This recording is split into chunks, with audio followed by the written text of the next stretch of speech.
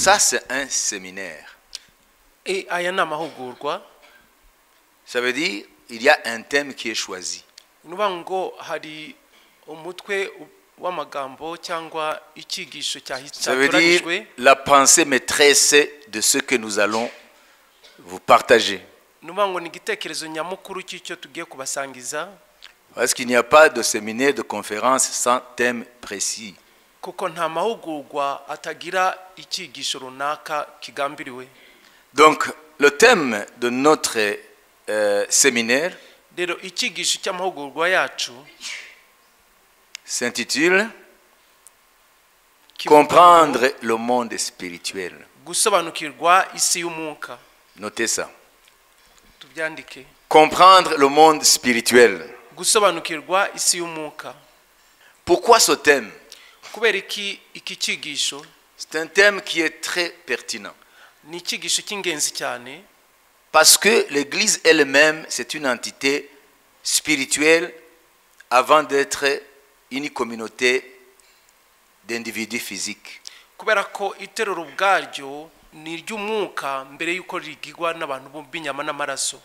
Ça veut dire que lorsque Dieu ou même son ennemi Satan voit l'Église, bishatse kuvuga ko igihe Imana yitegereje itorero cyangwa Satani umwanzi w'Imana, il ne voit pas seulement des personnes physiques. Ntabwo babona gusa abantu b'inyama n'amaraso. Il voit avant tout des êtres spirituels. Babona mbere na mbere abantu b'umwuka. Mais comprendre le monde spirituel, ariko gusobanukirwa isi y'umwuka, il faut nuancer. Ukwiye gutandukanya ibintu. Est-ce que vraiment on peut comprendre tout le monde spirituel? Koko byashoboka ko umuntu ashobora kuba yasobanukirwa isi y'umwuka uko iteye kose? C'est impossible. Ntago bishoboka. On peut avoir quelques notions du monde spirituel, mais on ne peut pas le comprendre dans son entièreté. Ubasha kugira ibyo wamenya kuri iyo si y'umwuka, ariko ntago wayisobanukirwa mu bugari bwayo bwose. Donc c'est un monde qui nous dépasse. Nisi rero iturenze. C'est un monde gigantesque. Nisi ngari cyane. Et très complexe. Kandi iri mu rusobe rwinshi. Néanmoins, c'est dans ce monde où nous sommes appelés à agir en tant que témoins de l'évangile. Hamwe n'ibyo rero ni muri iyo si duhamagariwe gukoreramo kugira ngo tubahamya ubutumwa bwiza. Donc, on ne peut pas prétendre saisir toute la dimension de ce monde spirituel. Rero nta muntu yakwibwira cyangwa yavuga ko asingira ubugari bw'isi y'umwuka bwose. Mais Dieu nous a donné ce dont nous avons besoin afin de naviguer dans ce monde sans toutefois connaître des naufrages. Ça veut dire tomber dans le piège de l'ennemi. Ariko Imana yaduhaye ibyo tukeneye kugira ngo tubashe kugendagenda muri yose y'umwuka tutarohama cyangwa tuguwe mu mitego y'umwanzi. Parce que dans le monde spirituel, il n'y a pas que Dieu et ses anges et le Saint-Esprit en tant que Dieu, mais il y a aussi Satan et toute son hiérarchie démoniaque. Kubera ko mu isi y'umwuka ntabwo hari Imana gusa n'abamarayika bayo, ariko harimo na Satani n'inzego z'abamarayika be uko zikurikirana. Ça veut dire l'hiérarchie des esprits méchants. Nuvuga ngo nuko iriya myuka mibi uko isumbana mu isi y'umwuka. Alors, pour pouvoir maintenant aborder ce sujet sur le monde spirituel, rero kugira ngo tubashe kwinjira kuri iki cyigisho cy'isi y'umwuka, isi y'umwuka, je vais d'abord souligner la pertinence de ce thème. Ndashaka nchakarongo mbere na mbere ko iki cyigisho ari cy'ingenzi. Vous voyez par exemple, dans l'église, il y a différents ministères. Nk'urugero murabona ko mu itorero hari imirimo itandukanye. Et chaque ministère dans l'église Kandi buri murimo cyangwa muhamagaro mu itorero est appelé à être confronté aux puissances spirituelles du monde démoniaque. uhamagariwe guhangana n'imbaraga z'umwuka z'umwijima. Je vais prendre un exemple qui est beaucoup plus parlant. Ndafata urugero ruvuga cyane cyangwa ruzwi cyane. C'est le domaine de la démonologie. Écrivez ce mot, démonologie. Ni igice cyita ku mirimo y'abadayimoni. Donc, en théologie, Muri teolojiya rero il y a un domaine qui s'appelle démonologie. Il y a le mot démon. hari igice cyita ku mikorere y'abadayimoni, harimo dayimoni. Ça veut dire, il y a d'abord le mot démon. Mbere na mbere tumvamo iryo jambo demo cyangwa abadayimoni. Et puis il y a logos, ça veut dire l'étude sur le monde démoniaque. Hakabamo n'ijambo logos bishatse kuvuga icyigisho ku isi y'abadayimoni. Pourquoi est-ce que ce domaine se trouve dans la théologie? Kubera iki icyo gice kiri muri teolojiya? C'est parce que dans l'évangile, Ni ukubera ko mu butumwa bwiza nous voyons le gros du ministère de Jésus. turabona igice kinini cy'umurimo wa Yesu, Nous le voyons chasser les démons. tumubona ari kwirukana abadayimoni. Donc ça fait partie du ministère de l'Église. Biri mu bigize rero umuhamagaro w'itorero, Parce que les démons sont toujours là. kuko abadayimoni baracyariho n'ubu. Personne ne peut prétendre connaître leur nombre. Nta muntu n'umwe wavuga ngo azi umubare wabo Mais ce sont ukungana, des milliards et des milliards. ariko ni za miliyari na miliyari. Alors une question se pose maintenant. Rero ikibazo kiraza noneho, Est-ce qu'on n'a pas besoin d'avoir une formation sur la démonologie avant de commencer le ministère de délivrance ou d'exorcisme? ntihakwiriye se icyigisho ku mikorere y'abadayimoni mbere yo gushyira mu bikorwa cyangwa gukora uwo murimo ujyanye no kwirukana abadayimoni? Est-ce que vous voyez la pertinence? Murabona kuntu ari cy'ingenzi. Donc il y a dans la théologie un domaine qui s'appelle démonologie. Rero muri teolojiya hari igice cyita ku mikorere y'abadayimoni. Donc c'est une étude sur les démons et leurs activités. Et ici, en l'occurrence, par rapport à l'évangile, au ministère de l'Église, comment on peut venir à bout dans ces activités démoniaques et délivrer les gens qui sont sous l'emprise de ces démons. Rero ni igice rero cyiga ku badayimoni n'imikorere yabo, kandi mu itorero byatuma rimenya ni gute ryahangana n'abo badayimoni n'imirimo yabo.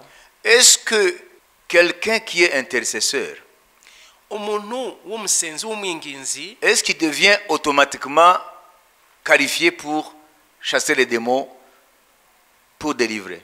bihita bimuha kwirukana abadayimoni no kubohora abantu? Non, Oya, vous devez le comprendre. muraza kubisobanukirwa. Ça veut dire, un intercesseur, Nuba ngo umwinginzi il amène le fardeau devant le trône azana imitwaro imbere y'intebe y'Imana, avec la foi que Dieu va répondre à ses besoins. yizera ko Imana iri busubize ibyo byifuzo. Un intercesseur, il ne s'attaque pas aux démons. Umwinginzi we ntajya gutera amadayimoni. Lui, il est inter, ça veut dire quoi? Être entre deux. Iryo jambo umwinginzi wingingahe hagati y'abantu babiri, Intercesseur. no guhagarara hagati y'abantu babiri, Entre les hommes avec leurs besoins et Dieu qui a la réponse à ses besoins. ni hagati y'ibyifuzo by'abantu n'Imana ifite ibisubizo kuri ibyo byifuzo. Mais parce que nous ne sommes pas formés, Rero kuko tutatojwe, alors on verra les intercesseurs devenir des exorcistes et des gens qui s'attaquent aux démons. tubona rero ab'inginzi bahinduka abantu birukana amadayimoni mu bantu cyangwa bahangana n'amadayimoni. Ce que je vais vous dire, Icyo nshaka kubabwira, si nous ne comprenons pas la démonologie en tant que discipline théologique, tudasobanukiwe isomo ku madayimoni n'imikorere yabo nk'igice kimwe kijyanye na teolojiya, sur le long terme, ku gihe kirekire pour ceux qui exercent ce ministère, abantu bakora muri uwo muhamagaro sans être formés, bataratojwe, sans être qualifiés, atari cyo bahamagariwe, à la longue, ils connaîtront des problèmes. nyuma y'igihe kirekire bazahura n'ibibazo, Des problèmes d'ordre psychologique, ibibazo mu mitekerereze cyangwa mu marangamutima yabo, des comportements bizarres. bitwara mu buryo budasobanutse. Pourquoi? Kubera iki? Parce qu'ils s'attaquent aux puissances. Kubera ko batera abanyembaraga, Et ils ne savent rien ou très peu de choses sur la nature des démons, leur stratégie et leurs activités. kandi batazi na kimwe cyangwa bazi gake cyane ku madayimoni n'ukuntu bakora. Voilà, nous sommes en train de parler de la démonologie. Turavuga ku gice cyita ku mikorere y'abadayimoni n'abaribo. Démonologie. Imikorere y'abadayimoni n'abaribo. Ça veut dire les démons et leurs activités. N'amadayimoni n'imikorere yabo. Donc nous venons de dire qu'un intercesseur ne devient pas automatiquement un exorciste. Turangije kuvuga ko Exorciste, c'est quelqu'un qui chasse les démons. Ntibimuhesha kuba wirukana amadayimoni mu bantu. Parce qu'il doit absolument être formé à la démonologie. Kuko agomba kuba yaratojwe byanze bikunze kuri izo nyigisho zijyanye n'imikorere y'abadayimoni n'abaribo. Parce que nous avons vu que le monde spirituel est gigantesque et vaste, on ne peut pas saisir toute sa dimension. Kuko twamaze kubona ko isi y'umwuka ni ngari tutabasha gusingira ubugari bwayo. Donc, à la longue, au fur et à mesure qu'on pratique l'exorcisme sans formation sur la démonologie, on finira dans la dépression. Dero nyuma y'igihe uko umuntu agenda yirukana abo badayimoni mu bantu atarigeze atozwa kuri bo no ku mikorere yabo, bimuzanira guhungabana mu marangamutima ye. Moi, je vais vous donner un exemple concret. Jewe ndabaha urugero rufatika. À Bujumbura, I Bujumbura, je connais quelqu'un dont le ministère est vraiment, c'est Dieu qui lui avait donné ça. Hein? C'était un Congolais, mais qui vivait au Burundi. Donc il a grandi à Bujumbura comme nous tous. Nzi umuntu umukozi w'Imana koko ni Imana yari yabimuhamagariye. Et Dieu l'a utilisé pour délivrer beaucoup de gens de l'emprise démoniaque. Kandi Imana yaramukoresheje cyane mu kubohora abantu benshi bari babaswe n'abadayimoni. Les gens de toutes catégories confondues. Abantu bo mu byiciro byose. Les grands comme les petits, les riches comme les pauvres, etc. Abato, aboroheje, abakene, abatunzi. Et il l'a fait sur une longue période. Kandi abikora ku gihe kirekire. Mais c'est quelqu'un qui vivait en autarcie. Ça veut dire il était coupé sur le plan relationnel. Ariko n'umuntu yari yabaho nk'umuntu yigunze ari wenyene. Non, pas parce qu'il était malheureux. Ntabwo yari uko yari ngorwa. C'était sa philosophie par rapport au naziréa. Byari imitekerereze nk'umunaziri yumvaga gusabana n'abantu ashaka kuba wenyene. Donc c'était la prière et après la prière c'est chasser les démons. Ngo kwari ugusenga nyuma y'amasengesho akajya kwirukana abadayimoni. Donc il appartenait à une église mais à côté il avait un ministère chez lui à la maison pour chasser les démons. Ngo yari mu itorero runaka ariko iwe mu rugo akaba afite igihe cye cyihariye cyo kwirukana abadayimoni. Jusqu'à ce que les responsables spirituels de l'église ont eu un entretien qui n'était pas facile avec lui par rapport donc on lui disait qu'il faut qu'il ramène son ministère au sein de l'église. Noneho aza kugirana ibibazo n'abayobozi be bo mu mwuka kuko bamubwira ko akwiye kuzana uwo muhamaga cyangwa uwo murimo akora ugakorekera mu itorero. Mais parce qu'il avait beaucoup de gens qui le suivaient et qui le prenaient pour père spirituel, il ne voulait pas exercer la discipline sur lui. Ariko kubera ko yarafite abantu benshi bamukurikiraga nkaho ari se wa umwuka ntabwo yabyemeraga ko yaza akajya. Non, ça veut dire l'église ne voulait pas prendre le risque de le chasser. Quand on dit exercer la discipline, c'est ce que Jésus a dit. Si quelqu'un pêche, hein, il faut, toi, qui l'as vu, tu l'approches. Vous savez ça, le processus là. S'il refuse, prends encore 2, 3 témoins. Hein? Et s'il refuse d'aller le dire à l'église, s'il refuse d'écouter l'église, il faut qu'on le prenne comme un païen. Vous le savez. Matthieu combien? Murabizi nko umwami Yesu avuga uko bahana cyangwa bacyaha umuntu kugira ngo bamugarure mu nzira kuko yarafite abantu benshi bamukurikira.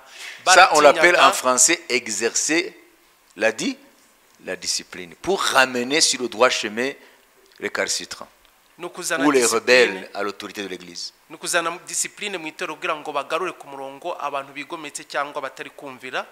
Nuvuga ngo yarafite abantu benshi bamukurikira rero ntibamufatira ibyemezo ko batinyaga ku itorero rya senyuka.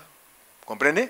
Et par après, nyuma yaho rero il a cohabité comme ça avec les autorités de l'église. Bakorana uko nguko nabo bakozi babayobozi b'itorero.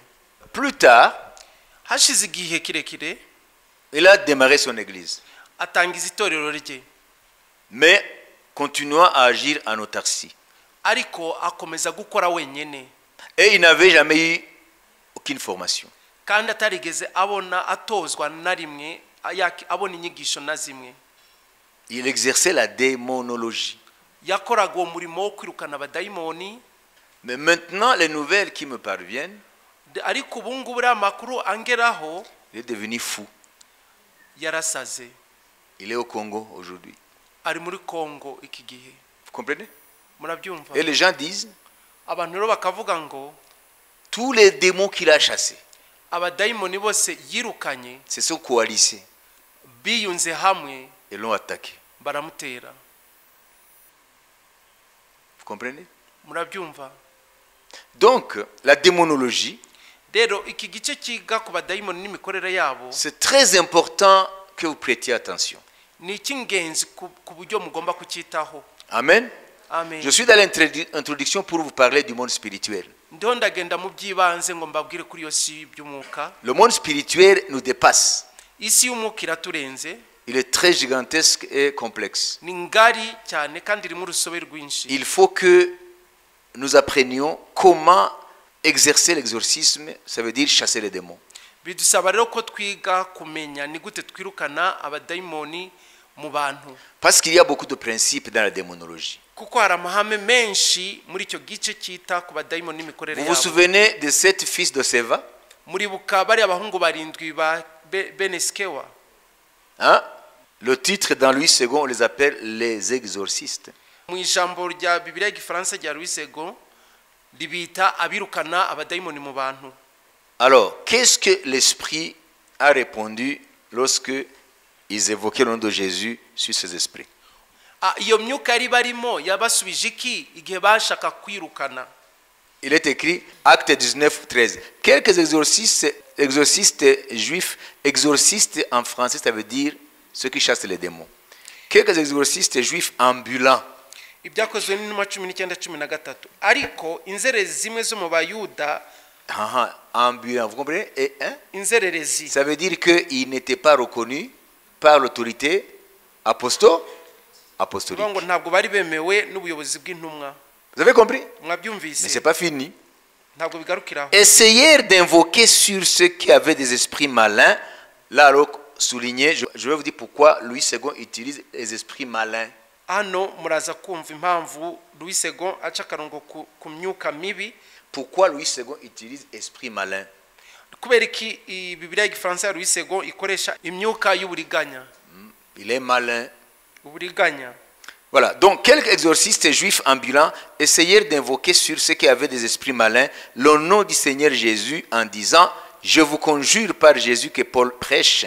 Ceux qui faisaient cela étaient 7 fils de Séva, juifs, l'un des principaux sacrificateurs.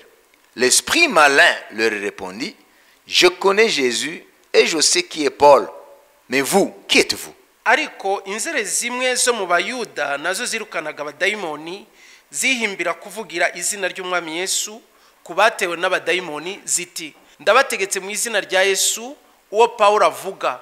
Kandi hariho abahungu barindwi b'Umuyuda witwaga Skewa, umwe mu batambyi bakuru bagenzaga batyo. Bukeye dayimoni arabasubiza ati Yesu ndamuzi na Paulo ndamumenye, ariko mwebweho muri bande? Vous avez compris? Mwabyumvise? Alors, peut-être vous lisez ce passage sans toutefois vous y arrêter et méditer là-dessus. Wenda mujya musoma uyu murongo ntimutindeho cyane ngo mutekerezeho. Ici, nous sommes en face de ce monde spirituel dont nous sommes en train de parler. Aho turi imbere y'isi y'umwuka y'umwijima turimo turababwira. Donc, il y a 7 fils de Séva. Nuba ngo hari abahungu barindwi b'Umuyuda witwaga Skewa. Les fils de Séva se trouvent en face d'un esprit malin qui possède quelqu'un. Abahungu ba Skewa bari imbere y'umwuka w'uburiganya cyangwa mubi. Pourquoi esprit malin? Kubera ki bakoresheje umwuka w'uburiganya? C'est parce que ces esprits peuvent nous piéger. Nuba ngo nukubera ko iyo myuka ibasha kudutega imitego. Voilà pourquoi il est interdit formellement de converser avec les esprits lorsqu'on pratique l'exorcisme, à moins que l'esprit vous conduit à poser quelques questions juste pour dépister certaines réalités invisibles qui font que l'esprit ne quitte pas facilement. Mais il est interdit de converser, d'engager une conversation avec l'esprit parce qu'il s'appelle l'esprit malin. birabujijwe cyane kwinjira mu kiganiro n'iyo myuka kuko yitwa imyuka mibi. Non, esprit malin. Yitwa imyuka y'uburiganya. Ça veut dire quoi? Bishatse kuvuga iki? Louis II qualifie ces esprits d'esprits malins. Louis II ayita iyo myuka ko ari imyuka y'uburiganya. Et tous nous connaissons la malignité. Kandi twese turazi uburiganya niki. Quelqu'un qui est malin, c'est quelqu'un qui n'a pas de vérité. Umuriganya ni umuntu atagira ukuri. Dans le sens de malin, le sens négatif du Ni mu terme. buryo bubi bw'iki gitekerezo. Ça veut dire, ces esprits, Niba ngo iyo myuka il ne faut pas avoir foi dans tout ce qu'ils disent. ntukwiye kwizera ibyo ibivuga byose. Parce que Jésus a dit, Satan c'est le père du mensonge. Kubera ko Yesu yavuze ngo Satani ni se w'ibinyoma. Dès le commencement, il n'a fait que mentir. Umuhere mu ntangiriro ni umunyakinyoma. Il ne s'est jamais tenu dans la vérité. Ntigeze ahagarara mu kuri. Alors comment espérer trouver la vérité de la part d'un esprit malin? Ni gute se watega kuvana ukuri muri iyo myuka y'uburiganya? Voilà les gens qui ne sont pas formés Urabona rero abantu batatojwe dans le domaine de la démonologie. muri iyi si y'abadayimoni n'imikorere yabo, Ils entrent doucement. binjira Les gake esprits gake. malins, au fur et à mesure qu'ils pratiquent l'exorcisme, ils sont attirés par les esprits malins dans ce monde-là. Uko barushijeho kwirukana abadayimoni bagenda babariganya babakurura muri iyo si yabo, Et croyant toujours qu'ils ont autorité sur les esprits. batekereza ko bagifite ubutware kuri iyo myuka. Et par après, ils vont tomber dans la schizophrénie. Schizophrénie, c'est un terme, il y a dans la pensée, ça veut dire dans le concept schizophrénie, c'est une maladie d'ordre psychique. Hein. Nyuma yaho bakaza kugwa mu burwayi bwo mu mitekerereze. Schizophrénie, ça veut dire il y a l'idée de couper en deux. Ni indwara umuntu aba mu masabiri. Voilà. Donc tu es coupé de la réalité. Ukava mu isi igara ifatika. Mais au départ, tu étais normal. Ariko mu ntangiriro wari umuntu muzima. Au fur et à mesure que tu entres dans la conversation avec les démons et que tu pratiques son ministère longtemps, sans être formé, tu te retrouveras dans la schizophrénie. None uko urushaho kwinjira muri uwo murimo wo kwirukana abadayimoni ukawukora igihe kirekire, ugasanga waguye muri ubwo buzima bwaho uba mu masabiri. Toi, tu ne le sauras pas. Wowe ntabwo uzigera ubimenya. C'est ton entourage qui verra que le comportement, tu n'es plus le même. Abakuzengurutse nibo bazabona ko imyitwarire yawe itakiri ya yindi. Et puis, revenons maintenant à ces exorcistes-là. Rero reka tugaruke kuri aba bene Skewa. Ils disent, je vous conjure par Jésus que Paul prêche. Baravuga ngo ndabategetse mu izina rya Yesu uwo Paulo avuga. Alors, écoutez maintenant la réponse de l'esprit malin, vous allez comprendre beaucoup de choses. Rero mwumve rero iyi myuka y'uburiganya ibyisubiza, muraza kusobanukirwa byinshi. L'esprit malin leur répondit, je connais Jésus. Ku murongo wa 15 buke daimon arabasubiza ati Yesu ndamuzi. Pourquoi est-ce qu'il n'a pas commencé par je connais Paul? Kuko atahereye kuvuga ngo Paulo ndamuzi. Parce qu'ils ont dit, je vous conjure par Jésus que Paul prêche. Kuko bavuze ngo ndabategetse mu izina rya Yesu Paulo avuga. Mais l'esprit malin dit, je connais Jésus. Ariko uyu mwuka w'uburyarya cyangwa uburiganya uravuga ngo Yesu ndamuzi. Il commence par Jésus. Ahera kuri Yesu. Et je sais qui est Paul. Hanyuma na Paulo ndamuzi. Vous savez pourquoi? Muzi impamvu. L'esprit est en train de reconnaître l'autorité qui couvre Paul. Uyu mwuka mubi arimo guhamya no kwemeza ko azi ubutware butwikiriye Paulo. Ça veut dire, quand on fait la démonologie, Nuba ngo uri urakora uwo murimo ujyanye no kubadayimoni n'imikorere yabo. et dans le monde spirituel, tu n'es sous aucune couverture de l'autorité spirituelle Mwisi y'umwuka dont tu devrais dépendre. ukaba udatwikiriwe n'ubutware ubwo ari bwo bwose bw'umwuka bugukuriye, You are in danger. uburi mu byago. Dans les médias, tu peux ne pas le voir, Mwako kanya ntabwo wabibona, mais in the long run, ariko kugihe runaka you will see the consequences. uzabona ingaruka zabyo. Vous avez compris? Mwabyumvise? Donc, je connais Jésus. rero Yesu ndamuzi et je sais qui est Paul.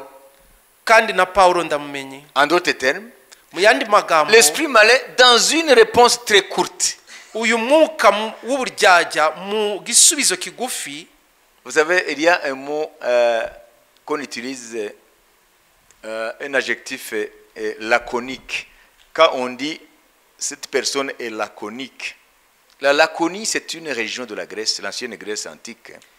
Et les habitants de cette région étaient connus pour être des gens qui parlent très peu. Leurs phrases qui sortent de leur bouche, elle est brève, elle est précise et concis. Lakoni ni agace ko mu Bugiriki aho abaturage baho bari bazwiho kuvuga make, amagambo yabo iyo bayatangaga yaba yumvikana ari magufi kandi asobanutse. Ils ont été éduqués comme ça. Batojwe uko nguko. Éviter le superflu dans les paroles. Kuvuga ibirenze ku magambo bavuga. Lorsqu'on dit que celui-là est laconique, ça veut dire c'est quelqu'un qui donne des réponses brèves, mais claires, précises, concis. Iyo bavuze ngo umuntu rero ni lakonike, ni umuntu rero avuga amagambo make yumvikana kandi asobanutse. Cet esprit est laconique. Uyu mwuka mubi rero cyangwa w'uburyarya nawo ni uko nguko. En une courte phrase, l'esprit malin sort tout un domaine de la théologie. Mu ijambo rigufi gusa, uyu mwuka w'uburyarya uvuga ijambo rivuga ikintu kigari muri teologiya. Je connais Jésus. Yesu ndamuzi. C'est le Dieu tout-puissant incarné. Ni Imana ishobora byose yambaye umubiri. Et je sais qui est Paul. Na Paulo ndamumenye. Il est son envoyé. Ni intumwa ye. Il a son autorité. Afite ubutware bwe. C'est pas un charlatan. Ntabwo ari inzererezi. Quand nous le voyons Paul, iyo twitegereje Paulo, on ne voit pas Paul de Tarse. ntabwo tubona Paulo w'Itaruso. On ne voit pas Saul de Tarse. Ntabwo tubona Paulo w'Itaruso. On voit le Dieu tout-puissant lui-même. Tubona Imana ishobora byose ubwayo.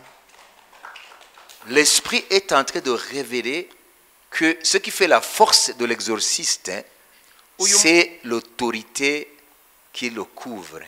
Uyu mwuka mubi arimo arahishurira cyangwa aramenyekanisha ko ikigize imbaraga z'uwo yirukana abadayimoni n'ubutware bumutwikiriye. Et c'est ça qui fera sa protection sur le long terme. Kandi icyo nicyo kizamurinda ku gihe kirekire. Et lorsqu'on est coupé de l'autorité spirituelle sous laquelle Dieu t'a placé, tu es exposé. Rero iyo wiciye ku butware bwo mu mwuka Imana yagushize aho ugomba kuba ku birenge, Tu es exposé. uba uri mu kaga. Voilà pourquoi l'Église, Niyo mpamvu itorero, c'est impérieux quand on est chrétien d'être dans une église locale. ni ikintu cy'ingenzi cyane kuba mu itorero ry'akarere. Une véritable église Itorero rizima qui reconnaît les ministères, ryemera l'hiérarchie des ministères, imihamagaro nuko isumbana, l'hiérarchie des ministères. ubusumbane bw'imihamagaro, Parce que l'autorité agit par le canal de hiérarchie. kubera ko ubutware bukorera muri ubwo busumbane bw'imihamagaro. Je vous ai donné maintes fois l'exemple d'un agent de roulage. Inshuro nyinshi nabaye urugero rw'abariya bakora ku mihanda abapolisi. Comment est-ce qu'un agent de roulage peut arrêter un camion remorque? Ukuntu umwe iyo abasha guhagarika igikamyo cya rukururana. C'est parce que le chauffeur là du camion ne voit pas un homme de 60 kilos, mais il voit à travers l'uniforme qu'il porte, il voit l'état qu'il représente. Ni ukubera ko uriya mushoferi ntabwo abona uriya mugabo w'ibiro 60, ariko abona uriya mwenda wambaye umenyekanisha igihugu. Donc l'uniforme que porte l'agent de roulage Uriya mwenda rero bariya bakorera mu mihanda bambara représente l'état qu'il sert. uhagarariye igihugu aba akorera. Mais s'il se hasarde un jour d'aller arrêter ce camion sans porter l'uniforme là, mais le camion peut l'écraser. Ariko umunsi umwe yibeshe akajya guhagarika icyo gikamyo atambaye uriya mwenda, kira gikamyo cyamukandagira. Parce que Kubera ko l'autorité agit comme suit. ubutware cyangwa ububasha bukoreka muri ubu buryo. Aussi longtemps que tu es soumis à l'autorité, Igihe cyose uri munsi y'ubutware, tu as la légitimité d'agir avec son autorité. uba ufite ubwo burenganzira busesuye bwo gukorera mu bubasha bw'ubwo butware. Et si tu te soustrais à l'autorité, ariko iyo wivanye munsi y'ubwo butware, tu perds la légitimité. utakaza ubwo burenganzira busesuye. C'est ce qui a étonné Jésus avec le centenier qui a dit, moi qui suis petit, je n'ai que 100 soldats sous mon autorité, moi aussi j'ai d'autres autorités au-dessus de moi. Lorsque je dis Alain va, revient, il revient. Et toi qui es l'autorité suprême, tu n'as pas besoin de te déplacer pour venir chez moi. Dis seulement un mot et mon serviteur à la maison va être guéri. Nibyo byatangaje Yesu kuri wa mugaba w'ingabo ijana umwe yavugaga ngo wowe vuga ijambo rimwe, jewe mfite abantu ijana nyoboye, mbabwira ijambo rimwe bakanyumvira, wowe vuga ijambo rimwe gusa rirahagije. Qu'est-ce qui a étonné Jésus? Ibyatangaje Yesu nuko ubu mugabo yasobanukiwe uko ububasha bukabukora mu nzego zirutana. Aussi longtemps qu'il est soumis à son autorité hiérarchique, son chef hiérarchique, igihe cyose ari munsi y'ubutware bumukuriye, il a l'autorité de César. akaba afite ubutware Non, non, il a l'autorité de César. Parce que l'autorité suprême dans l'Empire romain, c'est César. kuko ubutware bw'ikirenga mu Baroma yari Kaisari. Alors, le centenier là, uriya rero mugaba w'ingabo ijana, aussi longtemps qu'il est soumis à son autorité, son chef hiérarchique. igihe cyose ari munsi y'ubutware cyangwa yumvira ubutware bumukuriye, Donc, on ne voit pas lui, ntabwo ari we rero babona, mais on voit César en personne. ariko babona Kaisari ubwe. Alors, cet esprit malin rero iyi myuka y'uburiganya le sait très bien. irabizi neza. Je sais qui est Jésus Yesu ndamuzi, et je connais qui est Paul. kandi na Pawulo ndamumenye. Amen. Amen. Je connais Jésus et je sais qui est Paul. Yesu ndamuzi na Pawulo Mais ndamumenye. vous, qui êtes-vous? ariko mwebweho muri bande? Vous voyez? C'est Murabibona? que dans le monde spirituel, Rero mu isi y'umwuka tout est à découvert. byose byambaye ubusa. On nous connaît qui nous sommes dans le royaume de Dieu. Baraza abo turi bo mu isi mu bwami bw'Imana. Si tu usurpes l'autorité Nuriganya ubutware et tu l'exerces illégitimement, ukabukoresha utabyemerewe, tu peux épater les hommes, ushobora gutangaza abantu. mais dans le monde spirituel, ariko mu isi y'umwuka on sait que tu es usurpateur. bazi ko wowe uri umuriganya, uri umujura. Donc être intercesseur ne te donne pas le droit de chasser les démons. Rero kuba umwinginzi ntabwo biguhesha uburenganzira bwo kujya kwirukana abadayimoni. Parce que l'intercesseur c'est inter. Kuko Tu umwinginzi te places entre les hommes pour qui tu intercèdes et Dieu. umwinginzi ahagarara imbere y'abantu yingingira n'Imana. Mais exorcisme, ariko umurimo wo kwirukana abadayimoni c'est une confrontation directe avec ce monde gigantesque, complexe. nukuruhangana cyangwa kurwana niyo si y'umwuka ngari kandi iri mu rusobe.